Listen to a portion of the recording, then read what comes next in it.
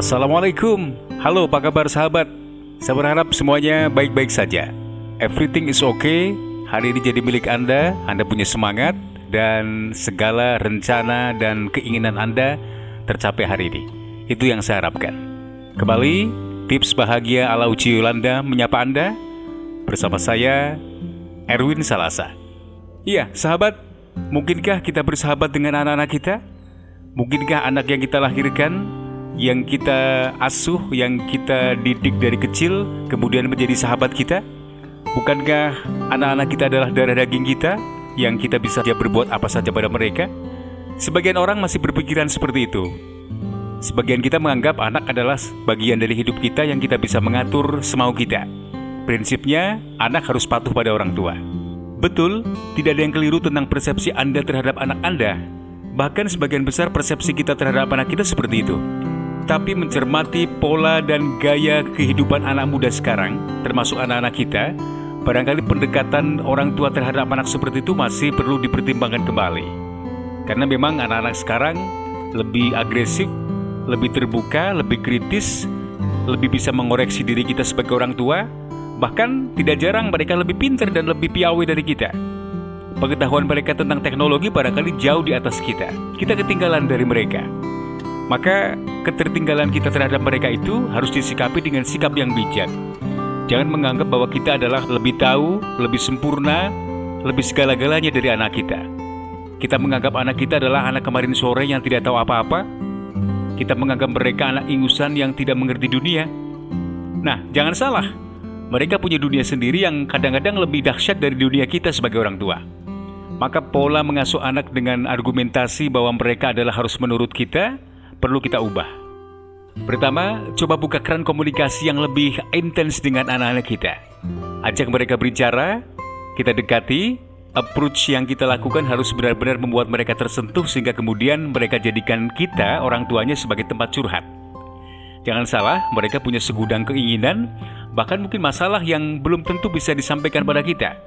Kadang-kadang ada kesenjangan antara orang tua dan anak karena komunikasi yang tidak lancar dan mungkin tidak menyenangkan bagi anak-anak kita.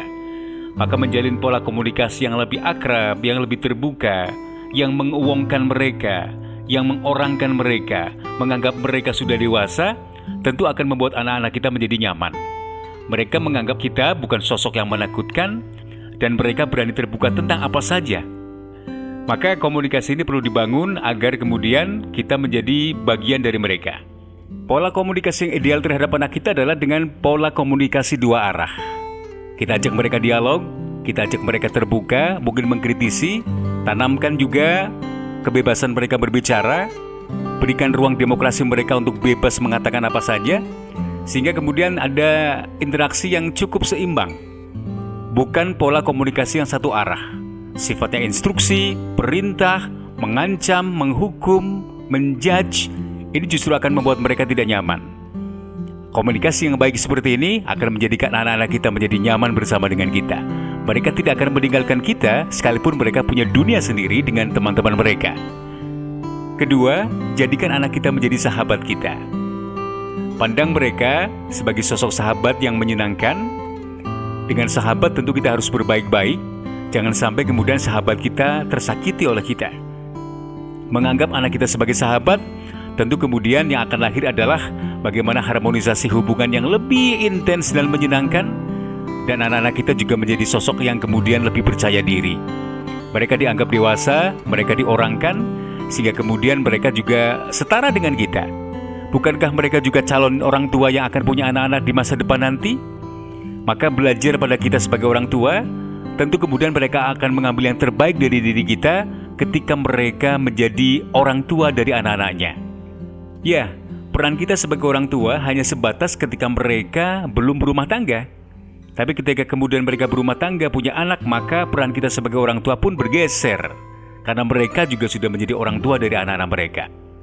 Menjadikan mereka sahabat, kemudian kita berbincang setara, duduk sama rendah, berdiri sama tinggi, kita saling menghargai, menyenangkan, tidak saling menyakiti, tidak saling membantah, anak-anak kita akan tahu bagaimana akan bersikap terhadap kita sebagai orang tuanya, dan kita pun akan bagaimana bersikap yang kemudian menyenangkan dan menganggap mereka orang dewasa, sehingga kesetaraan ini akan menjadikan keharmonisan dalam kehidupan anak dan orang tua.